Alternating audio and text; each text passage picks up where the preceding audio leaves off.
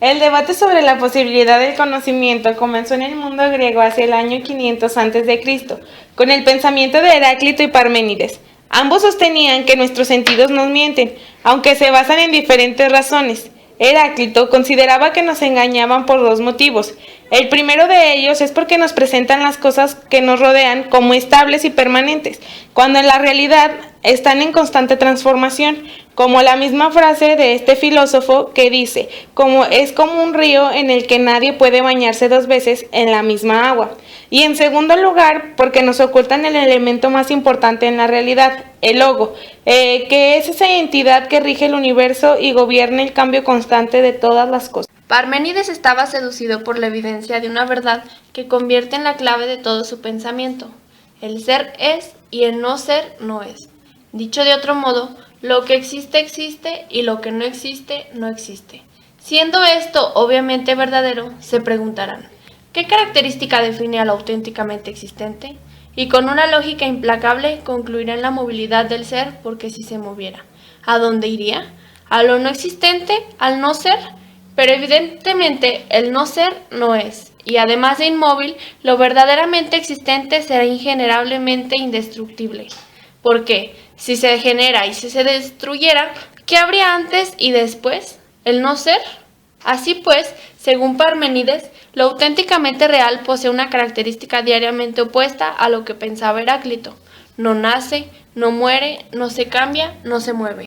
Nuestros sentidos nos muestran que todo lo que existe en la realidad nace, cambia y muere. Para resolver esta contradicción, Parménides no dudará en proclamar tajantemente que nuestros sentidos nos engañan, es decir, nos disfrazan la verdad.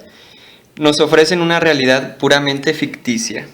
Casi un centenar de años más tarde, Platón no hará gala de tanta desconfianza como Parménides hacia la información de los sentidos. Ya no pensará que son puras ficciones, pero sí que nos presentan un mundo que desde luego no es el aspecto más importante de la realidad.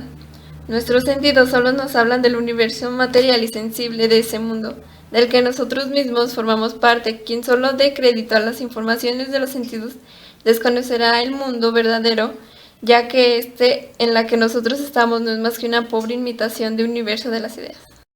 Aristóteles, el padre del realismo filosófico, será quien devuelva a los griegos la confianza en los sentidos. Nuestros sentidos, dirá, nos presentan imágenes fidelignas de las cosas que nos rodean. No nos engañan. El conocimiento humano comienza con esta información, aunque no se circunscriben a ellas, porque las personas tenemos también el entendimiento que nos habilita para tener nuevas verdades a partir de los datos que nos han transmitido los sentidos. En resumen, Aristóteles afirma tajantemente que el mundo existe con independencia de nosotros. No es, por lo tanto, una ficción humana y que posee exactamente la característica que nos muestra nuestros sentidos y nos descubre nuestra inteligencia. Frente al realismo aristotélico, que denominará el panorama filosófico hasta el Renacimiento, se alzará la Edad Moderna el idealismo, que sustentará en su versión más moderna que las imágenes proporcionadas por nuestros sentidos nos reflejan las características de los objetos y todo lo que nos rodea, y en su versión más radical, que ni siquiera existe un mundo de cosas que corresponda con ella. El idealismo es hijo del racionalismo, corriente filosófica concebida por Descartes en la primera mitad del siglo XVII. Él es un filósofo francés y sostenía radicalmente que nuestros sentidos nunca nos proporcionan conocimientos palmariamente verdaderos, que constituyen la clase de conocimientos que estaba interesado Descartes en conocer.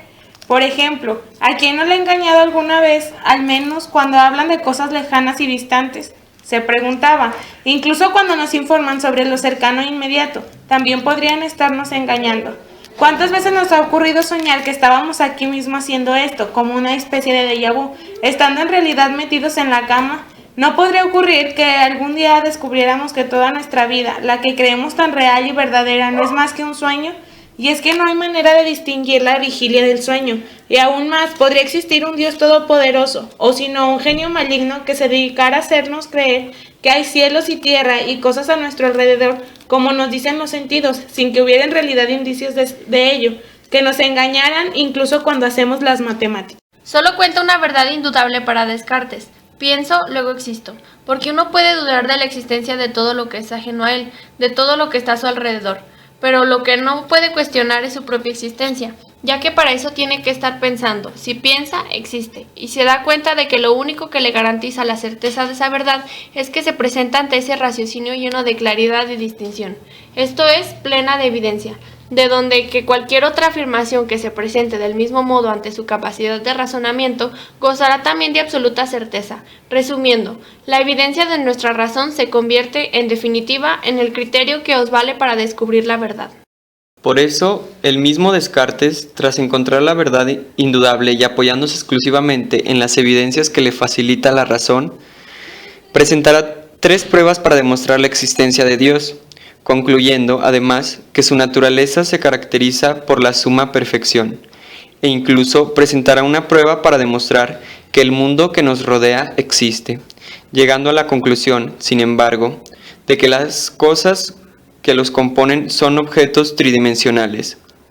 Carecen de cualidades como el color, la temperatura o el sonido, que para Descartes solo constituyen añadidos subjetos. Finalmente, la realidad no resulta exactamente tal y como la acabamos percibiendo. Cuando en la segunda mitad del siglo XVIII Kant se pone a indagar los límites del conocimiento humano, desembocará en un idealismo más radical que cartesiano. Nunca podemos conocer las cosas tal y como son en sí mismas, ni con los sentidos ni con el entendimiento. Los sentidos las disfrazan con los ropajes del espacio, el tiempo y las propiedades geométricas y aritméticas.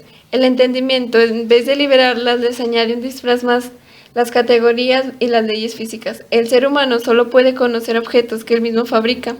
Las leyes físicas son racionalmente válidas, pero solo nos hablan de esos objetos cognitivamente construidos por nosotros. Pero cabe aún un idealismo más extremo que el de Kantáneo, un pensamiento que niegue absolutamente la existencia del mundo externo. Lo encontramos en Berkeley, que curiosamente llega a esta postura desde un punto de vista empirista, entendiéndose a las informaciones de los sentidos. Hay que concluir que el mundo material no existe. Hombre muy ocupado por la expansión del materialismo del siglo XVIII. A la pregunta, ¿qué existe?, responderá: existo yo y en mis pensamientos, mis ideas y mis imágenes. También Dios, pero no es el mundo material.